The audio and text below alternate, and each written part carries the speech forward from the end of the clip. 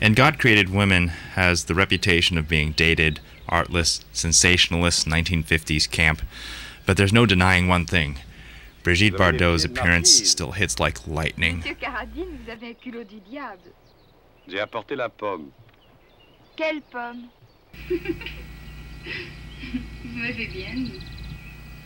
And though Roger Vadim typically is dismissed as a hack, the eye-popping effects of this film can't just be attributed to Bardot's good looks.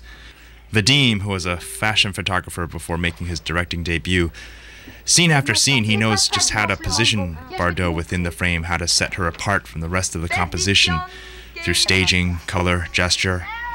It may amount to the tricks of fashion photography, but it's potent all the same. And I wouldn't say that Bardot, with her unstudied array of uncouth gestures, is acting so much as she's acting out, but it's part of what makes her performance noteworthy. How she takes the brooding postures one might associate with Marlon Brando or James Dean, and she infuses it with the overt sexuality of Marilyn Monroe. I wouldn't dare to suggest that her acting ability is on par with any of them, including Monroe. Look at how Bardot shrugs. Monroe puts a lot more grace into her shrugs than Bardot does here.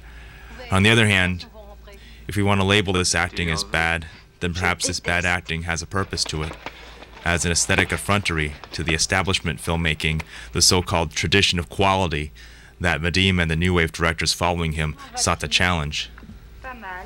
Unless anyone think this film amounts to cheap soft porn exploitation, take a shot like this. Vadim isn't just peddling flesh, he's peddling an attitude. But what is this attitude? The film struggles to define it, just as Bardot struggles to convey the complex emotions roiling inside of her character.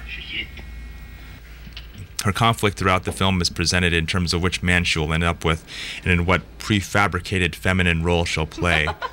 As a young trophy playmate to her middle-aged tycoon, as a passionate one-off fling to the man she wants but who does not want her, or the submissive wife of a respectable family.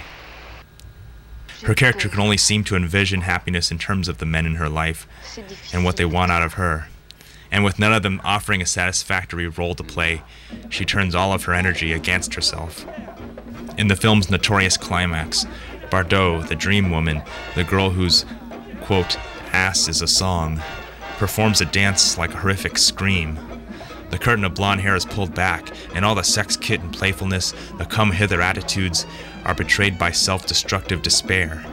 Her dance is a Medea-like act of vengeance against the men in the film, against the spectators even, an act of canceling out the contract tacitly made between herself and the world, that her self-worth be defined by her sex appeal.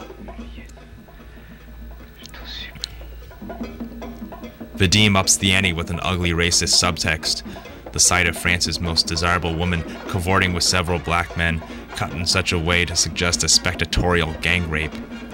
And the scandalized faces of Kurt Jürgens and Jean-Louis Trintignant are enough to tell that the film is no longer about the possibilities of liberated women, but about the failure of French men, who in all of their liberal tolerance have lost not only their prized woman, but their national pride and purity. The film, for all the anti-bourgeois subversiveness that preceded this scene, rests on a brutally conservative conclusion that man must reclaim his dominance over woman to re-establish his social order. But one shouldn't underestimate Vadim's instincts as a commercial appeaser to pick up where his lack of visionary persistence fails him. After unleashing a Pandora's box of possibilities for a new breed of woman, this catering to middle-class instincts may amount to a feeble attempt to cover his ass. But by this point, there's no turning back.